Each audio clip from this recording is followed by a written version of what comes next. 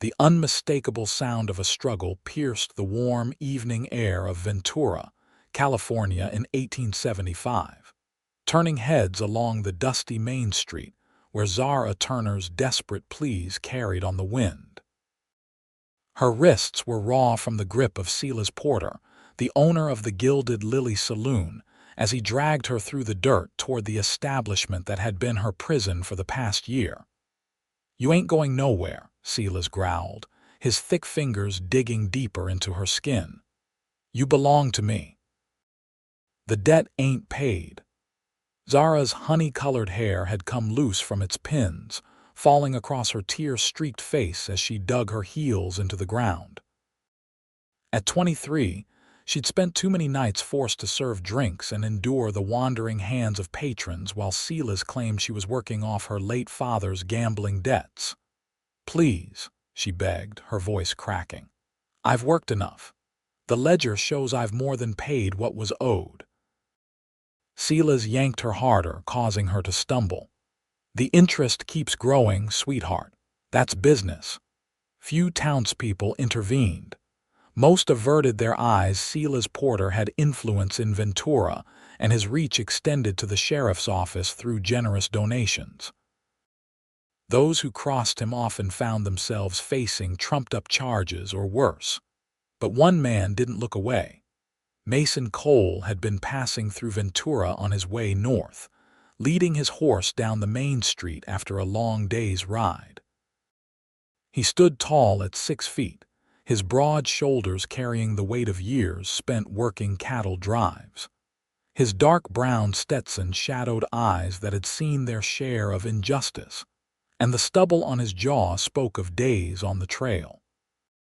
He took in the scene in an instant, the terror in the woman's eyes, the cruel determination in her captor's face, the shameful silence of the onlookers. Something deep within him snapped. "Let her go," Mason's voice cut through the commotion, steady and sharp as a knife. Silas turned, his lip curling into a sneer. "Mind your own business, stranger. This woman works for me and she's trying to skip out on her obligations." "I said," Mason repeated, stepping closer, "let her go." When Silas's grip only tightened, Mason moved with the swift precision of a man accustomed to dangerous situations. His fist connected with Silas's jaw in a sickening crack that sent the saloon owner sprawling into the dirt. Zara stumbled backward, her trembling hands clutching at her bruised wrists as she stared wide-eyed at her unexpected defender. Mason stood over the groaning Silas, his hand resting casually on the revolver at his hip. "She's free," he declared, loud enough for the gathering crowd to hear. "Whatever debt you claim she has is settled." Silas spat blood onto the ground. "You don't know what you're doing, cowboy. This town is mine." "Not all of it," Mason replied evenly. "And not her." Zara remained frozen, years of learned fear battling with the sudden possibility of escape. Her simple blue dress was dusty and torn at the hem, but she stood straighter now, as if some invisible weight had begun to lift. "Miss," Mason said without taking his eyes off Silas, "if you've got belongings you need to collect, now would be the time." The crowd had grown, murmuring with the promise of confrontation. Two of Silas's men emerged from the saloon, hands hovering near their weapons. I have nothing worth going back for," Zara replied, her voice steadier than she felt. Mason nodded once. "Then I suggest we take our leave before this turns uglier." He backed away slowly, gesturing for Zara to follow him to where his chestnut gelding waited, tied to a hitching post. "You're dead, both of you," Silas shouted as he struggled to his feet. "There ain't nowhere in this county you can hide." Mason helped Zara onto his horse before mounting behind her. "Then I reckon we won't be staying in this county," he replied calmly, and with a click of his tongue, they were moving down the street at a brisk trot, leaving the fuming Silas and stunned onlookers behind. Zara sat rigid in front of him, her heart pounding against her ribs. "He'll come after us," she whispered. You don't know what he's capable of. I've seen his kind before, Mason answered, guiding the horse toward the edge of town. Men who think owning something gives them power. But people aren't property, Miss Zara, she offered. Zara Turner. Mason Cole, he replied, his voice a deep rumble she could feel through her back. And I'm afraid I've just made myself an enemy of your town.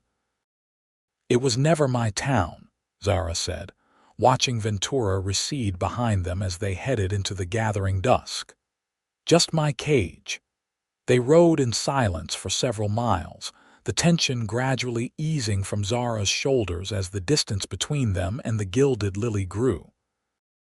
The California countryside spread before them, bathed in the fading golden light of sunset. "Where are we going?" Zara finally asked. "There's a small ranch about 10 miles north where I was heading to meet a friend," Mason explained. "We can stay there tonight, figure out what comes next." "Why did you help me?" The question had been burning in her mind since the moment he'd intervened. Mason was quiet for a moment. "Some things a man can't ride past and live with himself after. You could have been killed. Could still happen," he said with a hint of wry humor. "The day's not over yet." Despite everything, Zara found herself smiling slightly. "Well, Mr. Cole, until Silas catches up and sees us both hanged, I suppose I owe you my gratitude." "Save it," Mason replied. "We're not in the clear yet." As if to punctuate his words, the distant sound of hoofbeats reached them, riders moving fast in their direction. "They're coming." Zara's voice tightened with fear. Mason urged his horse off the main trail and into a dense thicket of oak trees. "We'll cut across country," he decided. "The ranch is northeast from here." They pushed deeper into the wilderness as darkness fell, the sounds of pursuit fading as they took paths too narrow for a group of riders to follow easily. Mason navigated with confidence, even as the last light disappeared from the sky. Zara clung to the saddle horn, exhaustion beginning to take its toll. "How do you know where we're going in the dark?" "Stars," Mason replied simply. "Been using them to find my way since I was a boy in Montana." Hours passed before they finally saw the flicker of lamplight in the distance. A small ranch house came into view, with a barn and corral beside it. A grizzled man with a shotgun stepped onto the porch as they approached. "That you, Cole?" he called. "It's me, Henry," Mason answered. "Got company and trouble on our heels." Henry Bennett lowered his weapon and squinted at Zara. "Wouldn't be the first time. Get on in here before you bring the trouble to my door." Inside the modest ranch house, Henry's wife Martha quickly provided Zara with a clean dress and basin of water while Mason explained their situation. "Silas Porter," Henry spat. "That snake's reputation reaches even out here. Been squeezing folks dry for years." "He'll have men searching," Mason warned. Henry nodded grimly. "Well, they won't be searching my property without getting acquainted with my shotgun. You two can stay in the back room tonight." Later, sitting at the kitchen table with a mug of hot coffee, Zara studied Mason in the lamplight.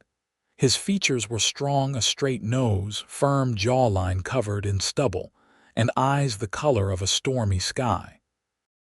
His hands, wrapped around his own mug, bore the calluses of hard work.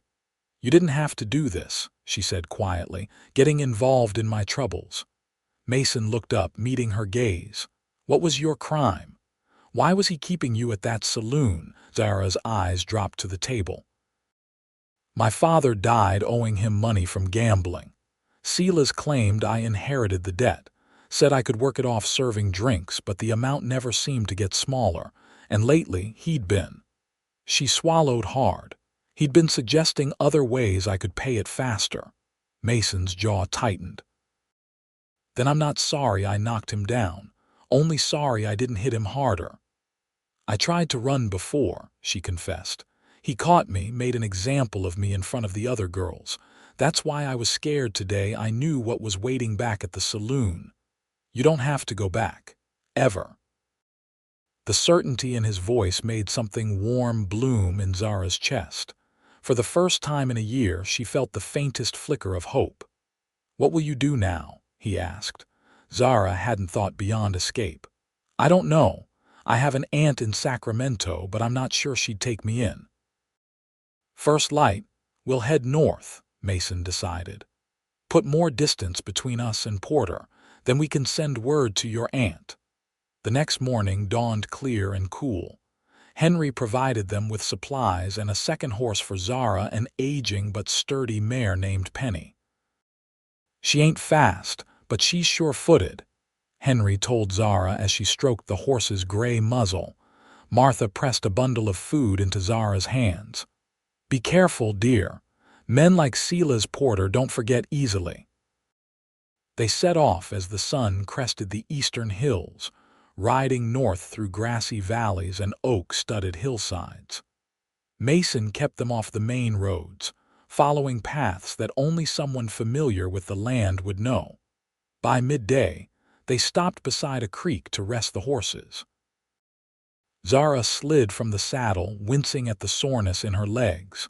"Not used to riding?" Mason asked, noticing her discomfort. "Not since I was a girl," she admitted.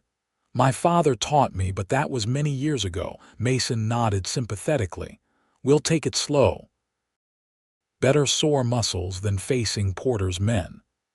As Zara knelt by the creek to splash water on her face, she caught her reflection in the clear surface. A year at the saloon had hollowed her cheeks and dimmed the light in her hazel eyes. But today, despite everything, she looked different, more alive. "Tell me about yourself, Mr. Cole," she said as they shared the bread and cheese Martha had packed. "What brings a Montana man to California?" Mason took his time answering. "Work, mostly. I drove cattle up from Texas to Montana for years. Decided to try my luck further west this season." "Do you have family waiting somewhere?" A shadow crossed his face.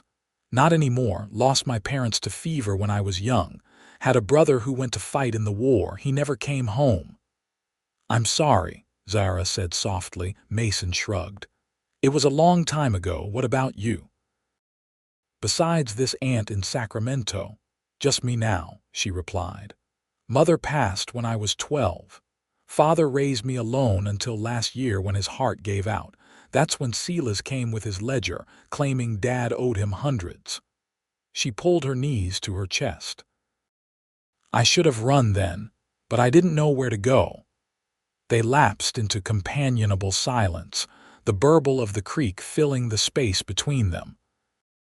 For two strangers thrust together by circumstance, there was a surprising ease to their interactions, as if they'd known each other longer than a single day. The peaceful moment was shattered by the distant crack of a rifle shot. Mason was on his feet instantly, pulling Zara down behind a large rock.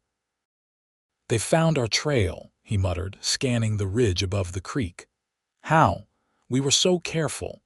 Porter probably has every man in 3 counties looking for us." Mason peered around the rock. "They're up on that ridge, maybe half a mile back. We need to move now, find better cover." They mounted quickly, pushing the horses into the shelter of a pine forest that climbed the opposite hillside. Mason led them along a winding path through the trees, constantly checking behind them. "There's an old mining town about 10 miles ahead," he told her as they rode. "We can lose them in the abandoned tunnels if needed." The afternoon stretched into a tense game of cat and mouse. Twice more they heard shots in the distance, and once they glimpsed riders on their trail before Mason found a stream to follow, masking their tracks. By dusk, they reached the abandoned mining town of Broken Ridge, a cluster of weathered buildings clinging to a steep hillside. Most of the structures were crumbling, windows broken and doors hanging from rusted hinges. An eerie silence hung over the place, broken only by the occasional creak of wood shifting in the wind.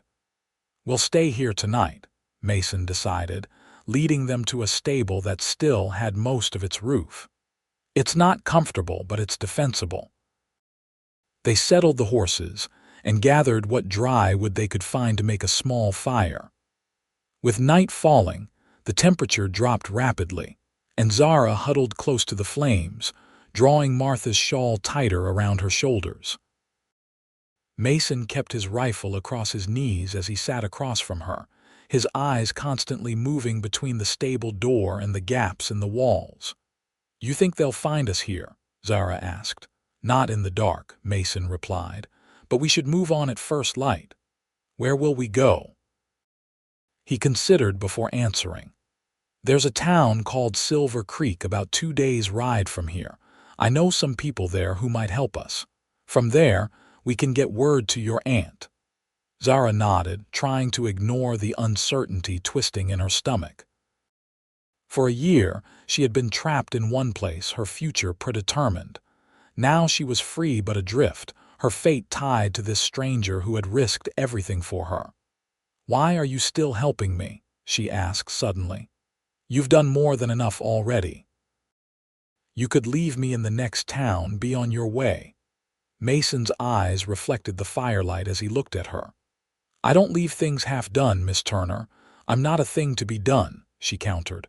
A smile tugged at his lips. "No, you certainly are not." He sobered quickly. "I gave Porter a reason to hunt you harder when I interfered. I won't abandon you to face that alone." "Is that the only reason?" The question hung between them. Mason's gaze lingered on her face, taking in the proud tilt of her chin despite her circumstances, the intelligence in her eyes. "No," he admitted finally. "I suppose it's not." Something shifted in the air between them, an acknowledgement of the strange connection that had formed in their brief time together. Neither of them pursued it further, but Zara felt a warmth inside that had nothing to do with the fire. They took turns keeping watch through the night, and Zara found herself studying Mason's face in the dying firelight during her shift. The lines around his eyes spoke of years under the harsh sun, but there was a gentleness in his expression as he slept that she hadn't noticed before. Dawn brought a light fog that shrouded the ghost town in white. They ate quickly and prepared to leave, Mason's vigilance never wavering as they led the horses through the silent streets. They were nearly at the edge of town when the shot came, a rifle crack that echoed between the buildings. The bullet splintered wood inches from Mason's head. "Run!" he shouted, pulling his revolver and firing back toward a figure on a rooftop. Zara spurred Penny forward, following Mason as they galloped out of town. More shots followed, but the fog provided some cover as they raced down a ravine and into the forest beyond. They rode hard for nearly an hour before Mason finally signaled to slow down. Both horses were breathing heavily, foam flecking their necks. "Are you hit?" Mason asked, his eyes scanning Zara for injuries. "No," she gasped. He shook his head. "Porter's men are persistent, I'll give them that. They must have followed our trail to the ghost town, waited for morning to make their move." "How many?" "I counted 3, but there could be more." Mason checked his ammunition. "We need to change direction, throw them off our trail." They turned east, cutting through increasingly rugged terrain. The mountains rose before them, promising both danger and sanctuary in their remote passes. By midday, they reached a narrow canyon where a swift stream had carved a path through the rocks. Mason dismounted, studying the ground. "We'll follow the water for a while," he decided. "It'll hide our tracks." Zara slid from her saddle, her legs trembling with fatigue. The events of the past days were catching up with her, and she swayed slightly as she stood. Mason was at her side instantly, his hand steady on her arm. "You all right?" "Just tired," she admitted. "And frightened. I never thought Silas would go to these lengths." "Men like him can't stand losing what they think belongs to them." Mason's voice hardened. "But he doesn't own you, Zara. He never did." The use of her first name sent an unexpected flutter through her chest. "No," she agreed. "He never did." They led the horses into the stream, walking alongside them in the cold water. The canyon walls towered above them, sometimes narrowing so much that they had to proceed single file. The sound of water rushing over stone filled the air, drowning out any potential pursuit. After what seemed like hours, the canyon widened into a small meadow cupped between towering cliffs. A stand of aspen trees shimmered at the far end, their leaves dancing in the afternoon breeze. "We'll rest here," Mason decided. "The horses need it, and so do you." They made a small camp among the aspens, Mason constantly alert for signs of danger while Zara gathered firewood. The domesticity of the tasks felt strangely comforting after their harrowing escape. As the sun began to set, painting the canyon walls in shades of gold and crimson, they sat by the fire eating the last of Martha's provisions. "Tell me about before," Mason said suddenly. "Before the saloon. Who was Zara Turner?" The question caught her off guard. It had been so long since anyone had shown interest in her as a person rather than a possession or a servant. "I was a teacher," she said, the memory bringing both joy and sadness. "In a small school outside Ventura. I loved it, the children, the books, watching them learn. After Mother died, it was just Father and me in our little house. He was the town blacksmith." She smiled faintly. "He always smelled of smoke and iron. You miss him. Every day." Zara poked at the fire with a stick. "He wasn't perfect, the gambling. That was his weakness. But he was kind and he loved me. He'd be heartbroken to know what happened after he died." Mason was quiet for a moment. "What will you do if you get to Sacramento? Go back to teaching?" The "if" in his question hung heavy between them. Both knew their future was far from certain. "I hope so," Zara replied. "Children don't care about your past. They just want someone who cares enough to teach them." She looked up at him. "What about you? What does Mason Cole want from life?" He gazed into the fire, his expression distant. "Once thought I'd have my own ranch by now. Piece of land, some cattle, a place that's mine." He shrugged. "Never seemed to stay in one place long enough to make it happen." "It's not too late," Zara offered. Mason's eyes met hers. "No, I suppose it's not."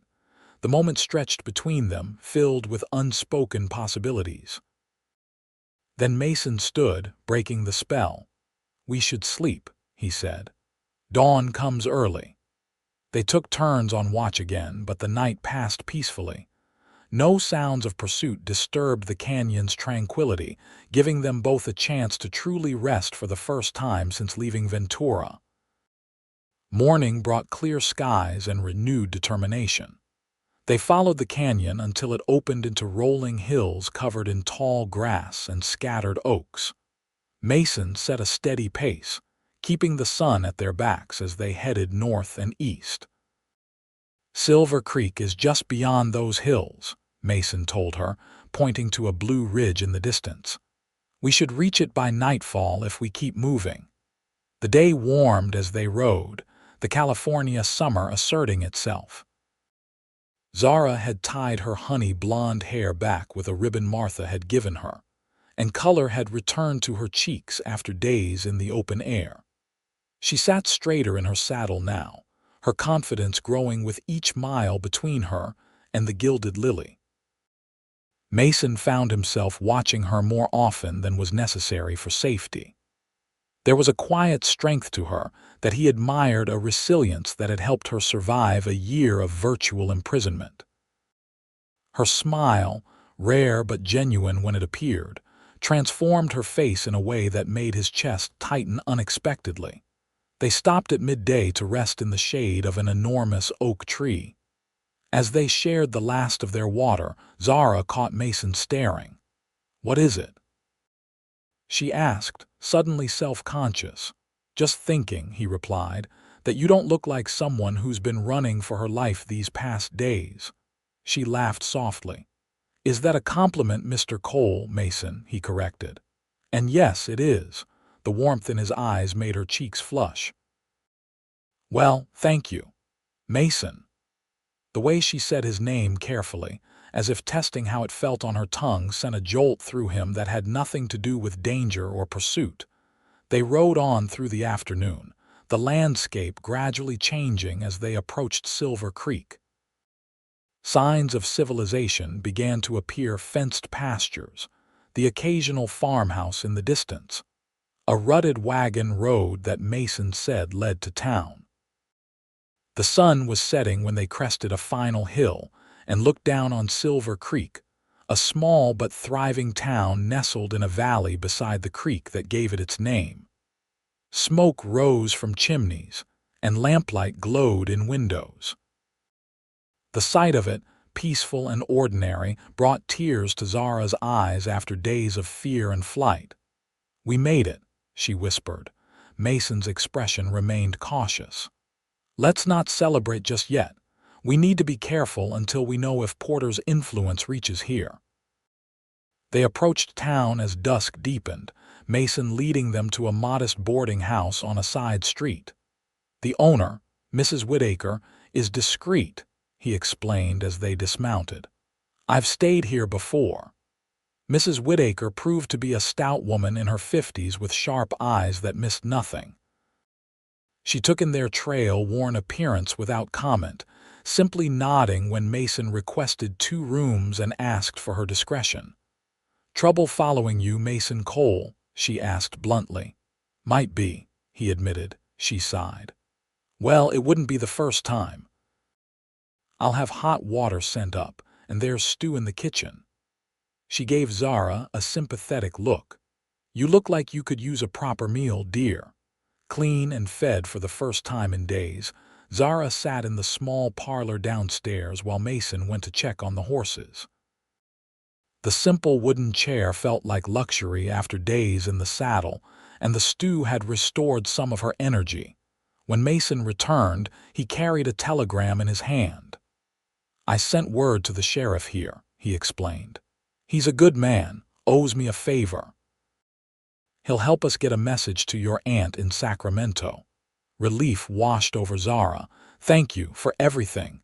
Mason sat across from her, his expression serious. "Porter won't give up easily. Even if we reach Sacramento, he might send men there. What can we do?" "I know people in Oregon," Mason said. "Good people who could use a teacher. It would mean starting over somewhere new, but you'd be far from Porter's reach."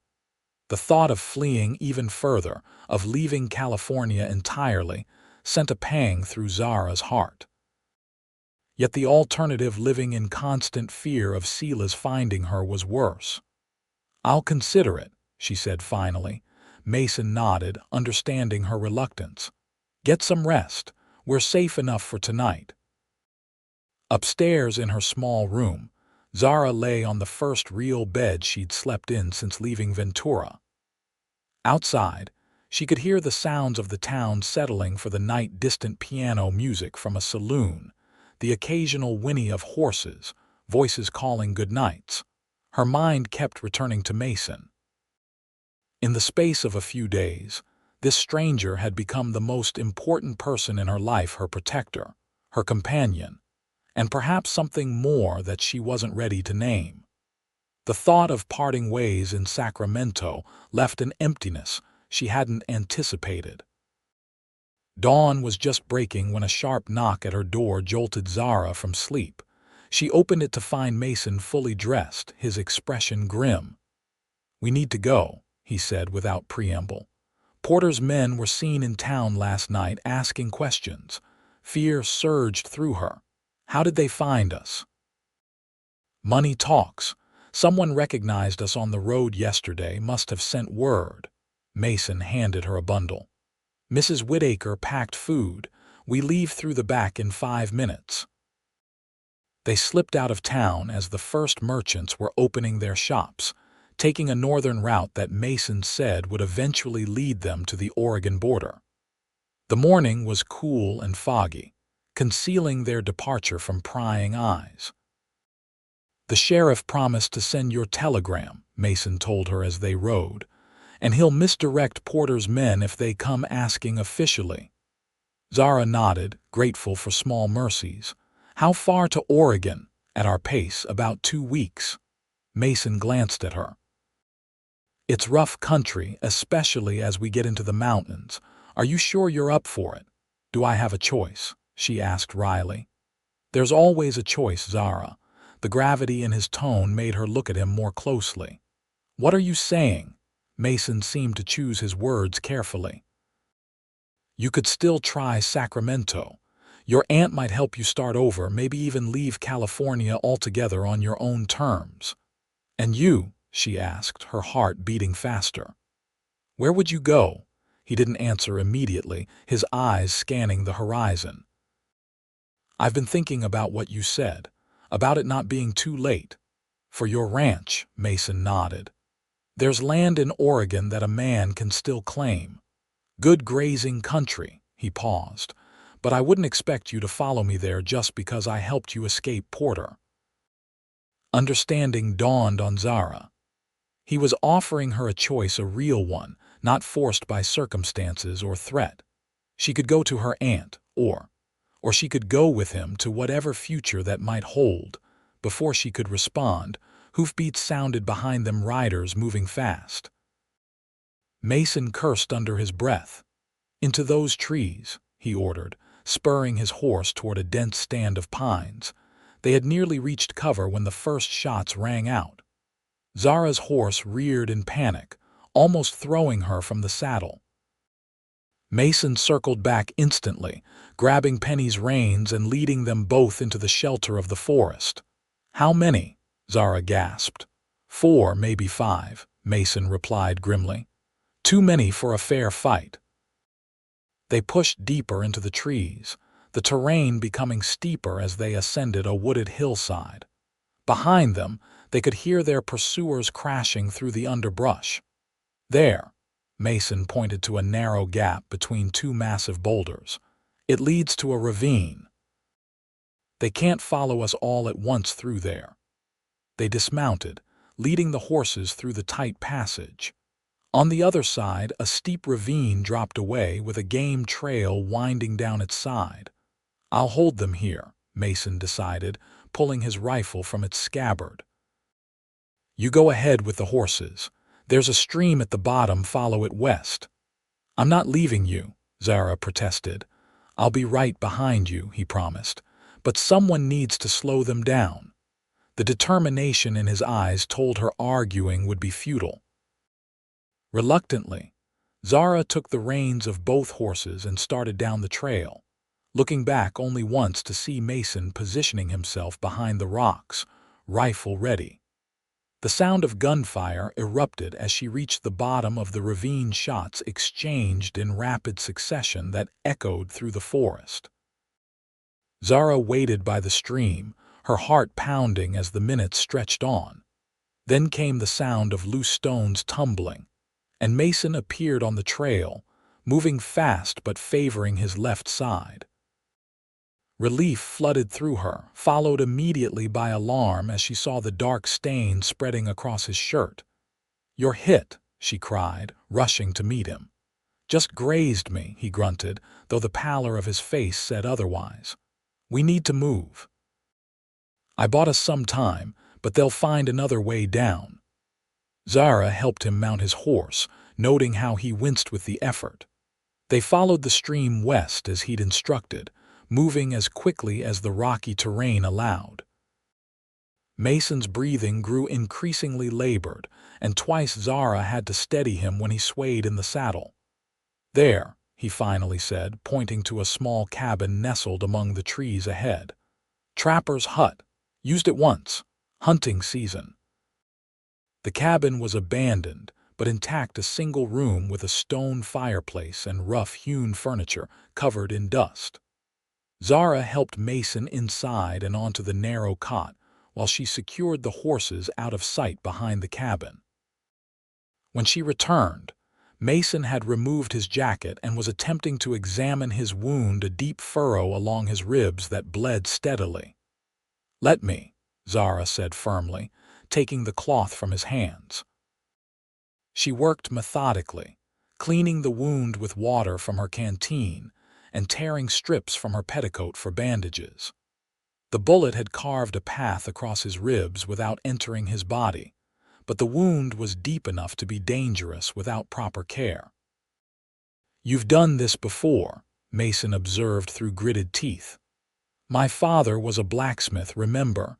Zara replied, applying pressure to stop the bleeding. "Accidents happened. I learned to patch him up." Once the wound was bound, she helped him drink some water and covered him with a dusty blanket she found on a shelf. His skin was too warm to the touch fever already setting in. "We can't stay here long," Mason murmured, fighting to keep his eyes open. "They'll search every cabin in these hills." "We're not going anywhere until you're stronger," Zara insisted. "You can barely sit up, let alone ride." Night fell, bringing a chill to the cabin that penetrated the thin walls. Zara risked building a small fire, banking it carefully to minimize smoke. She kept watch by the single window, jumping at every sound from the forest outside. Mason drifted in and out of consciousness, the fever taking hold despite her efforts to cool his forehead with damp cloths. In his delirium, he spoke of Montana, of his brother, and sometimes he called Zara's name with such tenderness that it made her chest ache. By morning, his fever had worsened.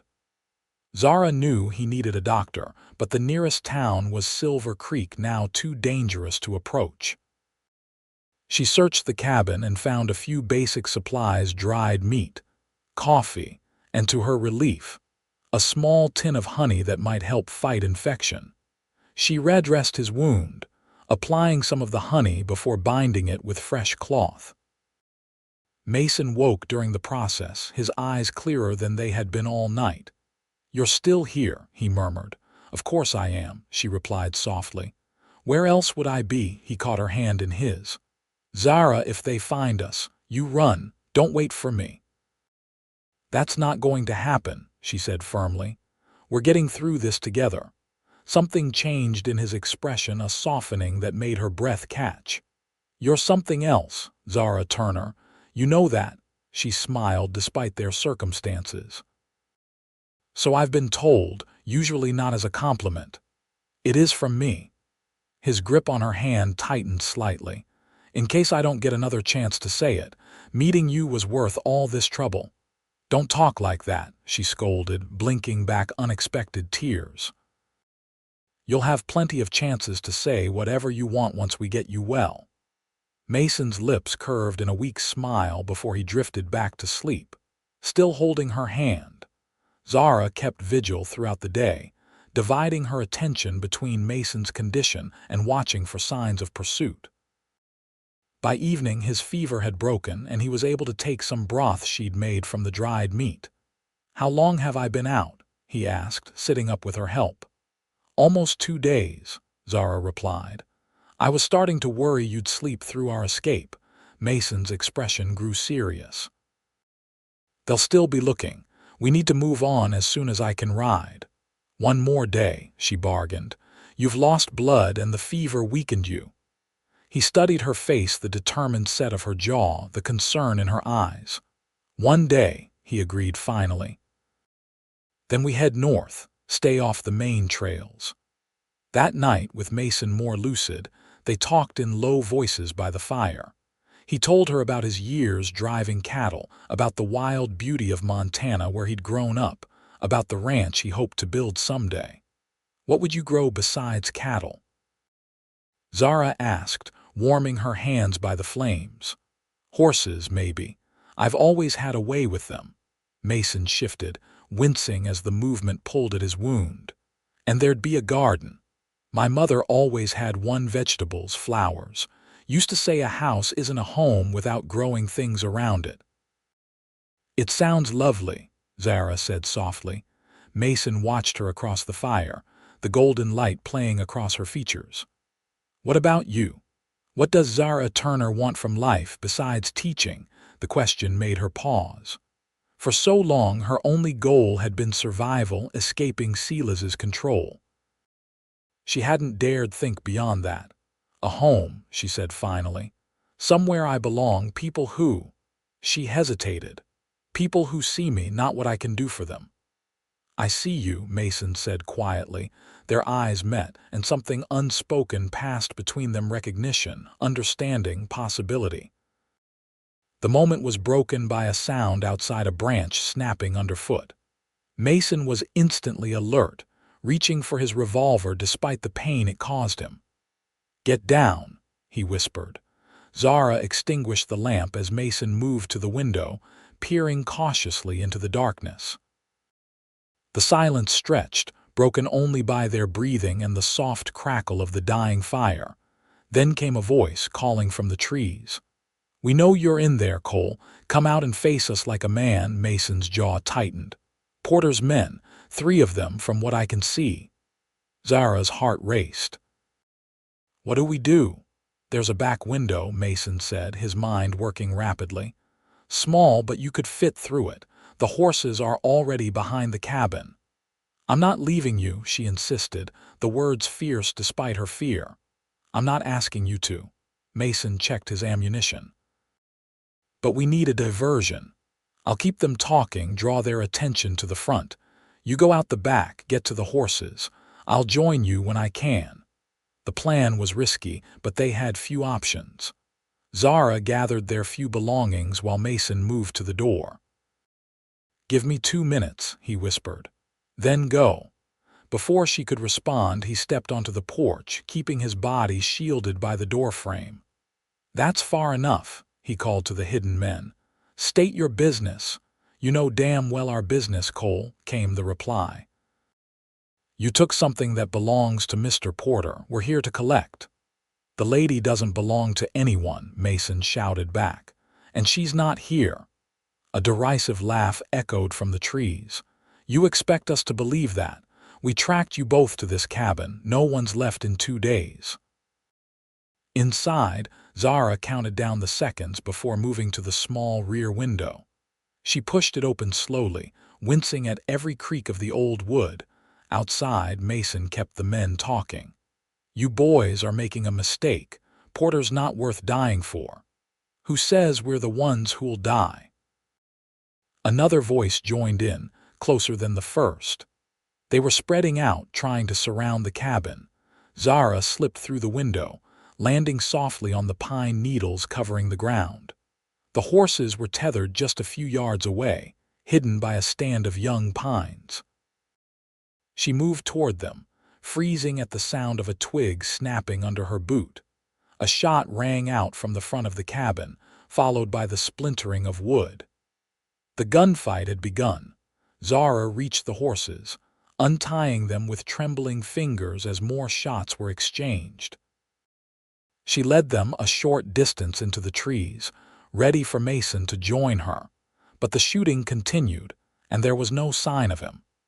Fear clawed at her throat as she imagined him wounded again or worse. Making a decision that went against everything he'd told her, Zara secured the horses and crept back toward the cabin. She needed to help him somehow, create a distraction that would give him a chance to escape. As she neared the corner of the cabin, she saw one of Porter's men working his way around to the rear right toward her position. Without thinking, she grabbed a fallen branch and stepped into his path. The man's eyes widened in surprise, giving Zara just enough time to swing the branch at his head with all her strength. It connected with a satisfying crack, and he crumpled to the ground, his gun falling from his grasp. Zara snatched up the weapon, her heart pounding. She had never fired a gun before, but she held it before her as she'd seen Mason do. "Mason," she called. "This way." There was a moment of silence, then the sound of a scuffle from inside the cabin. Another shot rang out, followed by a cry of pain that wasn't Mason's voice. Then he appeared at the back window, moving faster than she would have thought possible for a wounded man. He dropped to the ground beside her, his breathing ragged. "I told you to go," he said, but there was no anger in his voice, only a stunned sort of admiration. "I'm stubborn that way," she replied, handing him the fallen man's gun. "2 down," Mason nodded. "1 inside, 1 out here. The third was moving around to freeze right there. The third man emerged from the trees, his rifle trained on them both.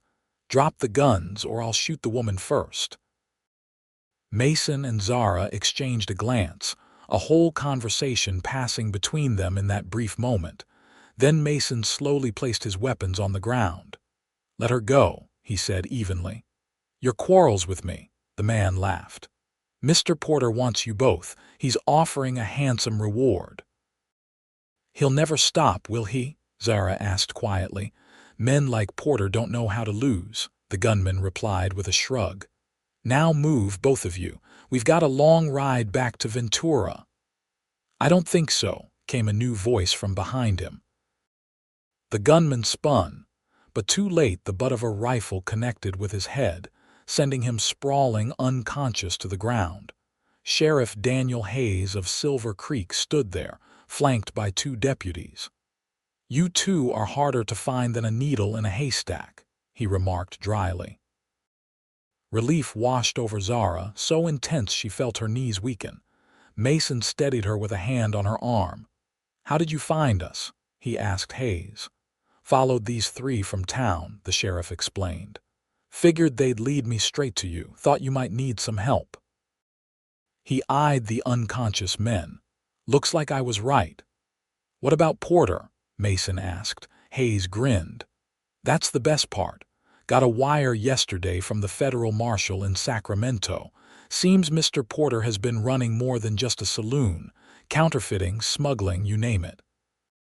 They've had their eye on him for months." He looked at Zara. "Your testimony about how he operates could help put him away for good, Miss Turner." The news was almost too much to process. Zara leaned against Mason, feeling his arm slip around her shoulders. "So it's over?" she asked, hardly daring to believe it. "Not quite," Hayes replied. "Porter's still a free man for now, but his days of running Ventura are numbered, and with these 3 locked up." He nudged one of the unconscious men with his boot. "You'll be safer than you were." They returned to Silver Creek, where Mason's wound was properly treated by the town doctor. Hayes provided them rooms at the hotel under his protection while they waited for news from Sacramento. 3 days later, the telegram arrived.